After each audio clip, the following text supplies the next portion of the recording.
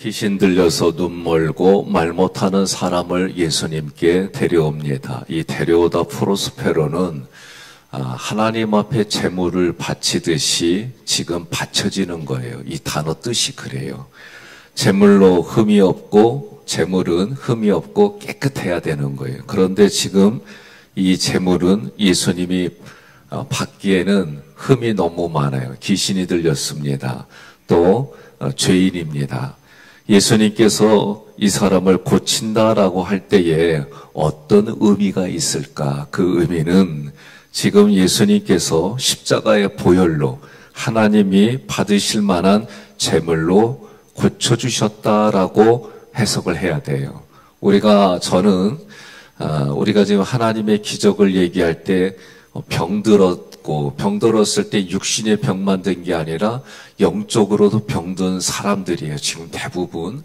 그러면 이 병은 그 당시에 실제로 고쳐진 거예요. 옆에 분에 그래요. 힘들어도 아멘은 하는겨 그러세요. 예? 그러니까 우리가 지금 예수님의 기적을 이야기할 때에 여러분과 제가 접근하는 방법은 저는 이게 실제로 있었던 일이다라고 저는 봐요. 동의하십니까? 두 번째는 그러면 이 병이 고쳐진다라고 할 때 우리 신앙인들은 육체의 질병이 먼저로 보지 마세요. 지금 예수님은 그리스도로 오셨어요. 근데 지금 그리스도의 싸움이에요. 무슨 얘기냐? 내 마음에 예수가 그리스도입니다. 살아계신 하나님의 아들입니다. 이 고백을 베드로가 할 때 예수님이 너의 힘과 능력으로 쉽게 말하면 베드로의 수준으로 이 얘기를 할 수준이 아니다. 성령이 너 안에서 지혜와 계시의 영이신 성령님이 베드로의 마음에서 활동하셔가지고 베드로의 인격에 지정의 인격에 감동을 주고 알게 해주시고 깨닫게 해주셔서 지금 베드로 너가 성령의 도움을 받아 주가 예수가 그리스도이고 살아계신 하나님의 아들이다라고 고백하는 거다. 이렇게 말하는 거예요. 그러면 지금 예수님이 모든 병자들을 데리고 올 때 육신의 질병만 보지 말고 마음에 오랫동안 사단에 잡혀 있어서 그 마음이 어떻게 됐어요? 황폐됐어요. 그 마음도 고쳐주시고, 예. 그리고 그 사람의 육신과 마음을 붙들고 있는 마귀도 쫓아내시고, 그런데 우리의 접근 방법은 예수님 뭐예요? 항상 영적인 것을 먼저 얘기를 해요. 우리가 깊이 봐야 되는 거예요. 그러니까 저도 이번에 이걸 보면서 그 전에 제가 이런 기억이 나요. 선배 어머님이신데 그 선배 어머님이 기도원에 같이 왔어요. 근데 그 어머님은 움직이질 못해 보니까. 그리고 저는 그 선배하고 뭐 대화를 나누거나 이런 거는 학교 다닐 때 수업 시간에 또나 지나가면서 얼굴을만 아는 거예요. 근데 제 마음속에 어떤 마음이 들었냐면 그 어머니가 빨딱 일어나면 내가 주님 앞에 두 번 다시 의심하지 아니하고 내가 다 믿고 신앙생활 그랬어요. 그랬던 내가 기억나는 거예요. 그러니 우리 눈은 뭐예요? 다 기적이. 그러니까 요 이후로 뭐라고 그래? 요거 다음에 무슨 얘기가 나오면 그런 표적을 보여달라. 그 표적 보여주시면 우리가 믿겠다. 유대인 이 바리새인들이 그 얘기하는 거예요. 그때 예수님이 누구 얘기해요? 요나의 표적밖에 얘기 안 해요. 그러니 오늘도 이 말씀을 통해 우리가 깨달아야 될 건 뭐냐? 귀신이 잡고 있으니 그럼 귀신은 뭐예요? 예수님을 대적하는 거예요. 예수님을 대적하는데 그러면 예수님은 잃어버린 양을 찾으러 와서 잃어버린 양이 뭐예요? 눈으로 그리스도를 보는 거예요. 귀로 듣는 거예요. 그래서 어떻게 해요? 입으로 고백하는 거예요. 이걸 못하게 하는 거예요. 누가? 바리새인들이. 예수가 지금 같이 있어요. 그런데 지금 우리가 이 말씀을 보면 지금 고침을 받은 모습이다 그러면 예수님의 말씀으로 고쳐주실 거예요. 그런데 이 고쳐주시는 게 뭐예요? 항상 대거나 말씀을 할 때에 주님이 그 모든 걸 가져가시고 주님께 있는 영원한 생명이 그에게 가는 거예요. 오늘 지금 우리에게는 그 예수가 어떻게 보여요? 오늘 우리에게는 이미 이게 과거라 말이죠. 그러면 과거에 있었던 일들이 우리에게 지금 일어나는 거 뭐냐? 예수님이 십자가 보혈의 피로 우리에게 그거 남겨주셨고 그거 믿으라는 거예요. 그 일들이 믿어질 때에 내 마음속에는 원리가 그래요. 제가 예수님께 대한 기대가 있고 그 예수님을 내가 인정한다는 얘기는 내 마음속에서 권위를 인정하는 거예요. 이게 엑스시아예요. 그러니까 예수님의 능력이라고 할 때는 두 가지 단어가 쓰이는데 이것이 내면에서 먼저 권위가 인정되어질 때 그 권위로 인해서 선포되어지는 그 순간 능력으로 나타나는 거예요.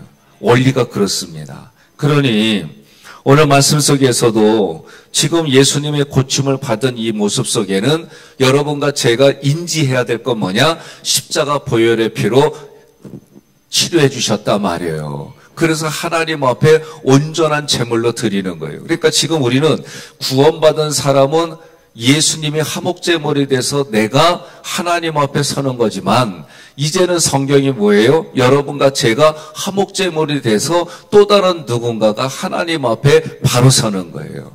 그래서 하나님 앞에 화목제물을 이야기할 때는 예수가 화목제물이고 내가 화목제물이고 나를 통해서 예수 믿는 그 사람이 화목제물이 되는 거예요. 동의하십니까? 이런 원리들이 이 안에 함축이 되고 있어요. 이 모습, 고침을 받은 모습을 보고 무리들은 예수님을 뭐라고 불러요? 다윗의 자손이다. 우리가 이미 다윗의 자손이란 뜻은 뭐예요? 기다리던 메시아다. 예수가 그리스도다. 이런 의미예요. 그러니 지금 주변 사람들은 고친 모습을 보고 다윗이 아니지. 예수를 다윗의 자손으로 고백했어요. 반면에 바리새인들은 뭐라고 그래요? 귀신의 왕 바알세불을 힘입어 귀신을 쫓아냈다라고 생각하는 거예요. 이들에게 있어서 바알세불이라고 하는 거는 아주 조롱하는 거예요. 오늘 우리로 말하면 여러분 시골에 가면 파리도 종류가 있어요. 거기에 똥에만 붙는 똥파리가 있어요. 지금 이 얘기는 뭐냐면 파리 중에 왕인 똥파리라고 지금 얘기하는 거예요. 옆 사람에게 이 새벽에 한번 불러봐요. 야, 똥파리 물어봐요. 무슨 똥파리 그러면 깡패들도 똥파리란 단어 안 써. 예? 그러니 지금 예수님을 얼마나 조롱하는, 그것도 누구야? 예, 바리새인들이. 이 사람들은 그 당시에 종교적인, 그러니까 자기들 유대 종교의 상류층에 있는 기득권을 누리고 있는 사람들이 존경받는 사람들이기도 하고 그래요. 그런데 예수님이 오셔가지고 그들에게 뭐라고 해? 독사의 새끼들이라 욕을 해요. 예? 그러니 오늘 지금 예수를 보고도 같은 사건을 보고도 예수를 그리스도로 보지도 못하고 그렇게 듣지도 못하고 이거를 못하게 하는 역할이 누구냐? 바리새인들이에요. 그러니까 지금 그 사람들, 병자들을 한 사람에서 들 때마다 누구를 상징하는지, 그리고 이걸 통해 예수님이 오신 게 무엇인지, 이게 오늘 이 시간에도 우리에게 깨달아질 때 내 속에도 그런 모습이 있지 않은가. 예? 또 우리 주변에 그런 사람들도 실제로 있고, 그러나 가장 중요한 건 나를 먼저 돌아봐야 돼요. 그러면 여러분 은혜가 내 안에 풍성해집니다. 마태복음 13장 15절 함께 봉독합니다. 이 백성들의 마음이 완악하여져서 그 귀는 듣기에 둔하고 눈은 감았으니 이는 눈으로 보고 귀로 듣고 마음으로 깨달아 돌이켜 내게 고침을 받을까 두려워함이라 하였느니라. 아멘. 그럼 이 백성들이 왜 두려워할까? 예? 이 백성들이 아니 고침받는 게 좋은데 지금 여기 보면 듣기도 둔해졌고 눈은 감았으니 눈으로 보고 귀로 듣고 마음으로 깨달아 돌이켜 내게 고침을 받을까 두려워함이라. 지금 귀신 들린 사람 그리고 눈이 멀고 귀가 들리지 않는 사람을 데리고 왔는데 그게 고침받기를 누구든지 원하잖아요. 그런데 지금 요 기사 뒤쪽에 마태복음 13장에서 뭐라고 그래요? 마음이 완악해졌어. 완악해졌다는 얘기는 영적으로 우리는 눈에 보이지 않는 사단의 영이 지금 그 사람을 소유하고 있다는 거예요. 그러니까 마귀는 귀신같이 알잖아요. 누구를? 예수를. 예수가 그리스도이고 하나님의 아들인 것을 무엇하러 오셨는지 알잖아요. 그거 얘기 못하게 하려고 지금 마귀는요 계속해서 지금 예수님을 대적하는 거예요. 그런데 그럴 때마다 어떻게 했어요? 예수님이 다 이기셨어요. 결론적부터 말하면 여러분과 저는 예수님이 이기신 그 싸움에 우리가 거저먹는 거예요. 동의하십니까? 성경은 그렇게 가르쳐주는 거예요. 결국 귀신 들리고 눈물고 맘 못하는 사람이 그 앞에 있는 귀신을 보면서, 그 사람, 귀신 들린 사람을 보면서 옆에 바리새인들이 그 역할을 하고 있다는 거예요. 그들의 생각을 아시는 예수님께서 28절에 성령의 능력으로 귀신을 쫓아냈어요. 그러면서 하시는 말씀이 뭐라고 그래요? 이미 그들에게 하나님의 나라가 임했다. 귀신이 쫓겨난 곳에 이미 하나님의 나라가 임했다. 그러니까 여러분과 저도 하나님의 나라는 그냥 얻어지는 게 아니에요. 오늘 예수님이 이 말씀을 통해서 얘기해 주시는 거예요. 하나님의 나라가 임하도록 내 마음 안에 성령님께서 계시를 보여주시고, 계시는 보여주시는 거예요. 지혜는 우리에게 주시는 거예요. 지혜는 뭐예요? 하나님을 알아갈 수 있도록 지혜를 주시는 거예요. 그러니 우리의 인격이 성령이 역사하면 말씀이 깨달아지고 들려지고 보여지고, 왜 보여진다는 얘기는 하나님이 하시는 이 손이, 능력의 손이 안 보이다가 보인다, 그 개념이에요. 그러니 그런 게 보이고 깨달아지는 거 어떻게 해요? 우리의 믿음이 더 강해지고 커지고 생명을 살리는데 충분한 믿음이 되는 거예요. 그러나 성령이 역사하지 않으면 있던 신앙도 까먹게 돼 있어요. 그러니 우리는 누구로부터 공급을 받아야 돼요? 성령님으로부터 공급을 받는 거예요. 그러니 말씀과 기도 이에는 귀신이 쫓겨나는 역사가 없다는 얘기는 우리가 지금을 살아가는 우리에게도 중요한 거예요. 여러분, 말씀만 들어갖고는 안 돼요. 기도하는 시간이 필요해요. 오늘 이렇게 기도하려고 오신 여러분들 주님의 이름으로 축복합니다. 성령이 내 안에 역사하니까 입술로 고백하는 건 뭐요? 주가 그리스도요. 예? 예수님이 나에게 그리스도입니다. 독생자 하나님의 아들입니다. 이 고백은 제가 볼 땐 사랑 고백이에요. 사랑 고백. 사랑합니다. 그렇게 고백하는 거예요. 이 고백하면 이미 내 마음 안에 왕이신 예수가 그리스도로 통치하는 나라가 여기서부터 시작하는 거예요. 그러니 예수님이 뭐라고 해요? 하나님의 나라는 여기 있다 저기 있다 하지 말고 너희 마음 안에 이미 있느니라. 그러니 내 마음 안에서 예수님이 통치하는, 그리스도로 통치하는 이 통치권이 창세기 때부터 원래 우리에게 주신 거예요. 그러니까 지금을 살아가는 우리들에게는 우리가 재창조되는 거예요. 예수 믿는다는 얘기는 재창조되어져서 내 마음 안에 그 하나님의 신령한 성품들이 내 안에 오기 시작하면은요, 보이던 게 다르게 보여요. 옆에 분한테 인사합시다. 오늘따라 다르게 보입니다.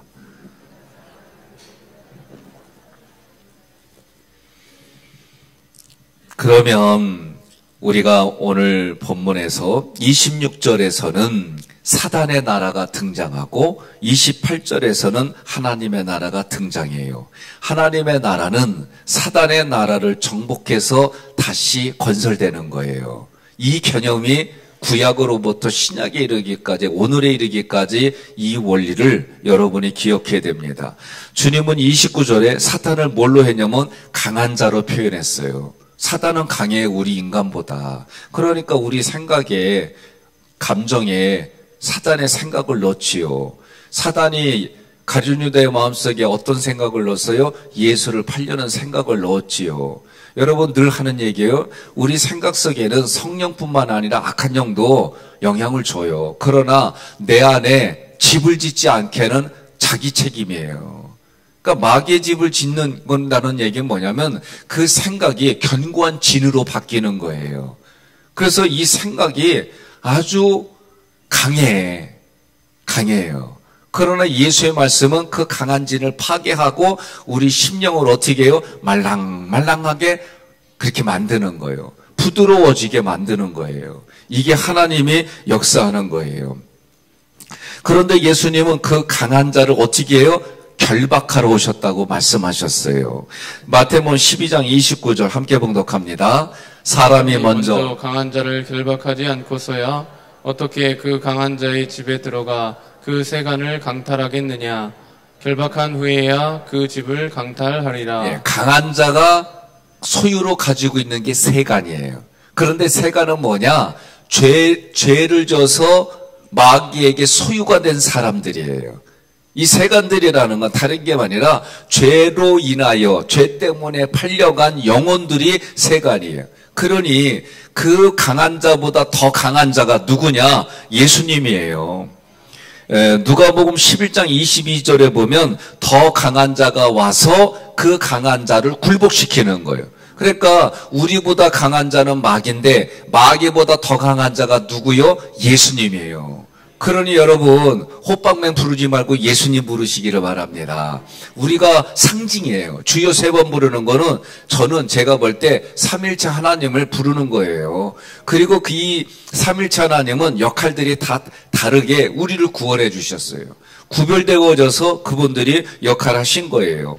그러니 지금 예수님은 그 사단의 영역에 침범해서 이 땅에 오실 때도 육신의 모습으로 오신 이유가 다 의미가 있잖아요. 오셔가지고 어떻게 해요?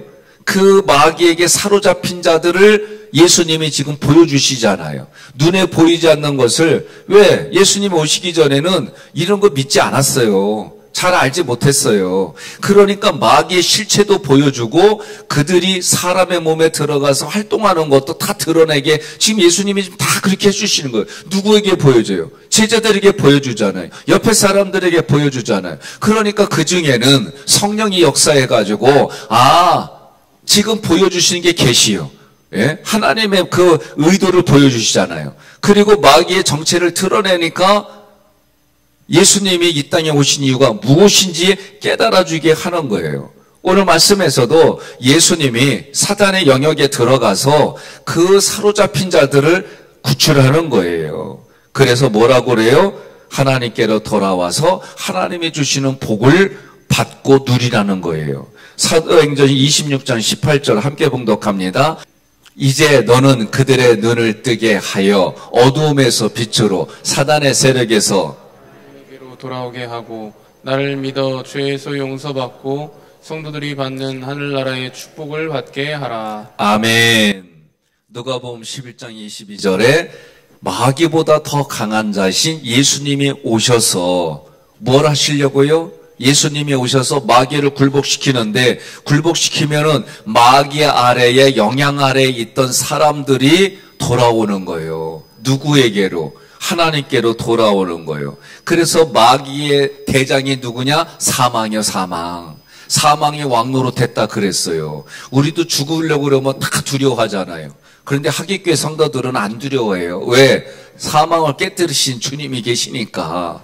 그리고 그 죽음을 우리는 이기신 예수님을 믿는 믿음의 삶을 살아가니까. 동의하십니까? 죽으면 우리는 어떻게 해요? 육신의 흙으로 돌아가면 영혼육이 부활할 것을 믿으니까. 예? 저도 제가 종종 얘기했잖아요. 지옥보다 좋은 데가 이 나라 지금이에요. 근데 여기서 우리는 어떻게 천국의 연습을 하다 가는 거예요. 내가 지금 살아가는 곳이. 그러나 그 천국이 온전하게 임할 때는 언제예요? 본향이에요, 본향. 하나님의 나라. 그러니까 저도 이렇게 뒤돌아보면 제가 나에게 물은 거예요. 예? 결혼하기 전에는 부름받아 나서니 뭐 어디든지 가고 이 찬양만 부르면 왠지 모르게 가슴이 뭉클하고 눈에 눈물이 촉촉해지고 그랬어요. 결혼하고 나서 애 하나 나오니까 부름받아 나서니 몸 지금은 못 가오니. 예? 아니 내가 그렇게 마음이 바뀌더라고. 그리고 내가 물어본 거예요. 너 지금 올해 오겠냐 했더니 나 지금 어떻게 가요? 처자식도 어떡하라고. 이런 마음이 생겨요. 그런데 제가 이제 여러 가지 훈련도 받고 훈련이라는 건 말이 훈련이지 죽을 둥살둥 고통 겪고 나니까 그거 의미가 없더라고. 예? 그리고 내가 아니면 이 사람들 뭐 어떻게 사나 그랬어요? 그런데 살다 보고 여러 가지 어려운 일들, 병으로 인하여 또는 제가 목회를 그만둘 정도의 그런 어려운 일들을 겪어보니까 점점 내 마음의 상태가 주님 안 불러줘요? 여기보다 좋은 데가 천국이라는데 어느 날부터 진짜 제 마음에 이런 게 생겼어요. 그리고 육신적으로 보니까 이거는 제가 제 가족들 이런 게 아니라 제 마음속에는 내가 책임져야겠다 이게 무지 강했어요. 그런데 어느 날 아내가 애들 데리고 어디 좀 놀러 갔다 온디야. 그래서 나는 그래 다녀와 말은 그랬는데 나 빼놓고 자기들끼리 뭘 가 이런 게 있었어요. 근데 진짜 가네. 진짜 가니까 서럽기도 하고 이게 뭐지? 막 이런 마음도 들리는데요. 어느 순간 무슨 말이냐, 내가 없어도 사는구나. 이게 제가 마음에 오니까 마음은 편안해지더라고. 내가 없으면 못 사는 줄 알았어요. 근데 나 없어도 잘 살아. 이 생각이 뭔지 아세요? 오늘 이 교회에 내가 없어도 하나님의 교회는 하나님 책임지는 거예요. 여러분의 삶의 속에서도 여러분이 없어. 그러나 이 마음속에 뭐가 있어야 돼요? 이것과는 다른 내 책임은 있지요. 없다는 게 아니에요. 그런데 내가 그동안 가지고 있던 오랫동안 가지고 있던 가장의 이 짐이라는 게 어느 날 그냥 순간적으로 이게 사라지는 거예요. 여러분, 수고하고 무거운 짐진 자들아 다 내게로 오라. 내가 너희를 쉬게 하리라. 안식하게 하리라. 주님이 부르셨습니다. 주님의 부르심에 우리는 거룩한 부르심을 갖고 사명으로 받아들이고 그 사명 감당하다가 하나님의 나라, 내가 누리던 하나님의 나라 온전히 누려지는 그 나라로 가는 줄 믿습니다. 히브리서 2장 14절로 15절 함께 봉독합니다. 자녀들은 혈과 육에 속하였음에 그도 또한 같은 모양으로 혈과 육을 함께 지니심은 죽음을 통하여 죽음의 세력을 잡은 자 곧 마귀를 멸하시며 또 죽기를 무서워함으로 한평생 매어 종노릇하는 모든 자들을 놓아주려 하심이니. 아멘. 내가 지금 어디에 관심이 있느냐 그러면 그 관심이 다 가득 차잖아요. 그런데 그것이 마귀가 좋아하고 마귀가 설치한 덫이라고 한다면 영으로 우리는 분별하고 깨달아야 되고 깨어 있어야 되는 줄 믿습니다. 28절에 하나님의 성령을 힘입어 귀신을 쫓아낸다는 말씀은 지금 예수님이 뭘 얘기를 하냐면 영의 전쟁이 있다는 거예요. 그 전쟁은 성령과 악령의 싸움이고 두 나라, 두 진영, 두 임금이 존재해서 소유의 싸움이다. 그 얘기 뭐냐면 나를 누구의 소유로 만들어 가느냐 그 싸움이라는 거예요. 그래서 성경을 보면 주는 그리스도시요 살아계신 하나님의 아들이다는 얘기는 그 전쟁에서 내 마음의 전쟁은 나는 벌써 예수를 그리스도로 나의 주인으로 고백한다는 거예요. 이 고백하는데 고백할 때마다 내 안이 깨끗해지는 거예요. 여러분, 그 깨끗해지고 주인이 누구냐? 예수가 그리스도로 주인으로 있다는 고백이에요. 그런데 여기에 깨끗해지고 예수가 없으면, 성령의 역사가 없으면 여기는 더 큰 귀신들이 데리고 온다니까요. 그러니까 귀신은 절대 지들끼리 안 싸워. 같은 영인데 왜 싸워요? 사람만 싸우지. 이거 여러분 잊으면 안 돼요. 예? 그러니까 요새 와서 이제 뭐예요? 이제 북한도 우리나라 볼 때 뭐라고 주적이 우리나라라고 하잖아요. 아니 거기는 어떻게든지 전쟁을 통해서 적화 통일하려고 하는 곳인데 왜 우리는 거기를 주적으로 생각하지 말아야 돼요? 난 아주 한동안 답답했어요. 이 나라 국가의 군대를 가면은 주적이 사라졌다고 그랬어요. 우리는 주적이 북한과 중국과 러시아와 난 미안하자면 일본도 우리의 적이고 미국도 그래야 나는. 이 말은 이상해요? 나는 우리나라만 우리나라지 다른 데는 다 자기 이해에 따라서 어제까지 친하게 지냈다가도 오늘 바뀌는 게 그러면 뭐 자주국방 해야 돼요. 난 이게 우선순위라고 봐요. 이 나라 누가 지켜요? 하나님이 지켜주는데 하나님 누구를 통해서? 우리 자신을 통해 지키는 거지. 동의하십니까? 저는 이거 잊어버리면 안 돼요. 우리의 시민권은 하늘에 있지만 내 시민권은 인천 시민이요. 그러니 인천이 잘 돼야지. 근데 인천의 경제적인 구중에 가장 자립도가 낮은 데가 우리 미추홀구요. 그래서 인천에 뭔 사건만 나면 다 미추홀구요. 나 아주 속이 상해. 그러니까 여러분 잘 살아야 돼요. 하나님의 은혜를 가지고 여러분들이 잘 살고 잘 살아가지고 어떻게 해요? 나만 잘 먹고 잘 사는 게 아니라 구에다가도 좀 기부도 하고 동사무소에도 기부도 좀 하고 그러면서 좀 아멘 좀 해봐요. 내가 안 하면 자녀들이 하겠지. 내가 안 하면 옆 사람이 하든지 말이야. 이런 우리는 그 믿음 갖고 사는겨. 동의하십니까? 제가 이 원리가 있어요. 하나님 하라는 대로 순종하면 내가 하지 않, 아까 얘기했잖아요. 내가 하려고 하는 게 어느 날 사라지고 내가 아닌 하나님이 책임지고 하나님이 이끌어 주심이 여러분 삶에 경험되어져야 돼요. 두 진영이 두 나라가 결국은 한 영혼에 대한 이 전쟁이 일어나는 거예요. 그게 불가피하게 일어나요. 그러나 예수님은 마태복음 10장 34절에 뭐라고 그래요? 검을 주러 왔다라고 그렇게 말씀하시는 거예요. 모든 사람은요, 중립지대가 없어요. 두 진영에 반드시 속해야 돼요. 그래서 여러분과 저는 어디에 속할래요? 예수님께 속할래요? 예수님께 속할래요? 예수님께 속해야 되는 거예요. 동의하십니까? 예. 그래서 주님이 마태복음 12장 30절 함께 있습니다. 나와 함께 아니하는 자는 나를 반대하는 자요, 나와 함께 모으지 아니하는 자는 해치는 자니라. 아멘. 두 진영밖에 없어요. 하나님의 길을 걸어가든지 마귀의 길을 걸어가든지 여러분과 저는 예수님이 뿌려놓은 꽃길만 걸어갑시다. 예? 때로는 장애가 있으면 서로 합력해서 장애 제거하고 말씀과 기도로 귀신 쫓아내고 여러분 귀신이 여러분 앞에 오면 자기 정체를 들춰내고 사람들과 사람들 잘 안 들춰내요. 저는 축사 때만 귀신이 자기의 정체를 드러내는 줄 알았어요. 근데 자기가 드러치던 애더라고. 우리 교회 그런 교회예요. 여러분 내가 이거는 그 개인의 프라이버시가 있어 말을 지금 못하는 것뿐이지 우리 장로님들은 다 알아요. 그 전쟁 치렀어요. 그러니까 여러분 예수님 앞에 귀신이 자기 정체를 드러내잖아요. 저는 여지껏 배울 때에 축사할 때만 그때만 귀신이 예수 이름을 드러낸 줄 알았어요. 그런데 주님의 사람들 앞에 주님의 교회 앞에 마귀가 정체를 드러내요. 중요한 건 뭐예요? 귀신의 이름으로 귀신이 쫓아내는 게 아니라 예수의 이름으로 쫓아내는 거예요. 따라합시다. 예수의 이름으로 명하노니 귀신은 쫓겨날지어다. 예수의 이름 명하노니 그 영혼을 사로잡고 있는 모든 어둠의 영은 쫓겨날지어다.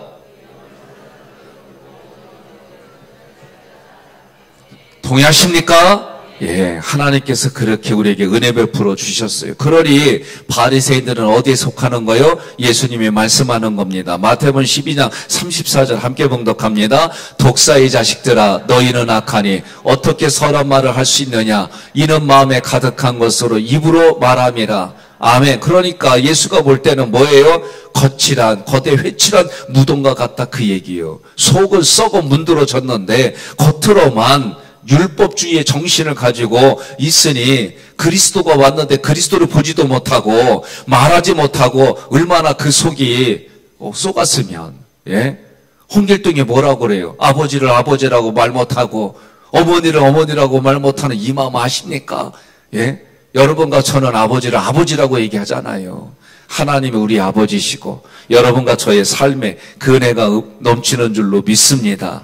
마태복음 12장 31절로 32절 함께 봉독합니다. 그러므로 내가 너희에게 이르노니 사람에 대한 모든 죄와 모독은 사하심을 얻되 성령을 모독하는 것은 사하심을 얻지 못하겠고 또 누구든지 말로 인자를 거역하면 사하심을 얻되 누구든지 말로 성령을 거역하면 이 세상과 오는 세상에서도 사하심을 얻지 못하리라. 아멘. 저는 오랫동안 이 말씀이 이해가 안 됐었어요. 사실은 이해가 안 된 상태에서 그냥 지적으로만 얘기를 했어요. 이 말씀은 이런 거예요. 그리스도와 성령의 사역은 구별이 있다. 그죠? 우리가 지금 에베소서 1장부터 2장 지금 말씀을 보니까 성부 하나님이 계획하고 예수님 안에서 성령님이 인을 치고 크게는 이 흐름인데 그 역할들이 구별이 있는 거예요. 그러면 이 구별이 지금 마태복음 12장 31절로 32절은 예수님이 대속제물이 돼서 이 땅에 오셨는데 마음껏 예수님을 회방하고 예수님을 십자가에 못 박으라는 거예요. 그래도 괜찮다는 거예요, 예수님은. 그러나 성령님은 그렇게 했던 사람들에게도 회개할 기회를 주고, 뭘 줘요? 회개할 기회를 주고, 동의하십니까? 또 제사함이 무엇인지 알려주시고 그래서 거듭남이 무엇인지 알려주시고 믿음을 주시는 분이 누구냐? 성령님이다. 그러니 성령님을 거절하고 성령님을 해방하면 두 번의 기회가 없다는 거예요. 동의하십니까? 그러니까 성령님을 해방하지 말라는 거예요. 그러면 두 번의 기회가 없기 때문에 어떻게 되는 거예요? 끝나는 거 인생이. 그러니 지금 성령 해방죄라는 거는 도저히 용서해 줄 수가 없는 거예요. 하나님을 영원히 거절하기 때문에. 그러니 제사함을 받고 사도로 세워진 인물이 누구예요? 예? 아주 대표적인 사람이 사도 바울이에요. 히브리어로는 사울이고 그가 하나님께 그렇게 쓰임받잖아요. 여러분과 저는 누구예요? 왕같은 제사장이에요. 귀신 들려서 눈이 멀고 말 못하는 사람들, 그 사람을 주님께 바치는 것이 왕의 사역이고 귀신의 권세를 이겼기 때문에 그 일들이 가능하도록 우리에게 은혜를 베풀어 주셨고, 고침받은 사람은 어떻게 해요? 하나님 앞에 내가 화목제물이 되고 그를 다시 하나님 앞에 화목제물로 드릴 수 있으니까 이것이 제사장의 사역인 거예요. 결국 왕같은 제사장이란 얘기는 오늘 말씀을 통해 분명히 드러난 게 뭐예요? 예수를 그리스도로 고백하고 하나님의 독생자 아들로 고백하게 만드는 거는 전도밖에 없는 거예요. 그러니 오늘 말씀 속에 귀신 들리고 말 못하고 듣지 못하는 사람을 예수님께 데려왔다고 그 모습이 왕같은 제사장의 사역을 감당한 거구나. 이게 깨달아져야 되는 거예요. 그러니 오늘 여러분과 저도요, 요 주변에 식당들 가다가 이제 얘기해요. 다른 교회 다니면은 제가 잘 다니세요 그러고요. 이제 얘기해요. 예수 믿으라. 저 하객교회 담임 목사인데요. 오세요. 우리 동네는 음식점이 이런 음식점이 없어. 좀 오셔. 내가 손님들 데리고 오면 데리고 갈게. 근데 이렇게까지 해. 왜 근데 뭐 분위기가 싸해? 예? 이거 나만 해야 되는 거요? 여기 우리 교회에서 두 분이 지방에서 전도상 받았잖아요. 예? 두 분이. 그래서 주일날 이거 했잖아요. 우리 여러분과 저는 하나님 앞에 이런 식상이 있는 줄 믿으세요.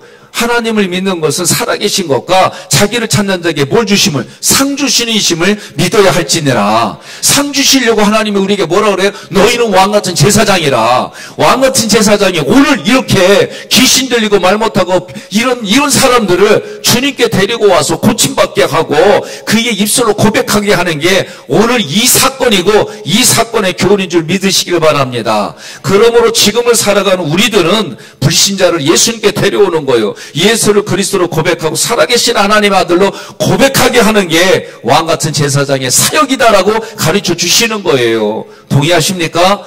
오늘 이 교훈이 본문의 말씀에 있는 줄로 믿으시고 오늘 그런 인생 살다가 하나님께 영광 돌리는 인생이 되기를 주님의 이름으로 권면하며 축복합니다.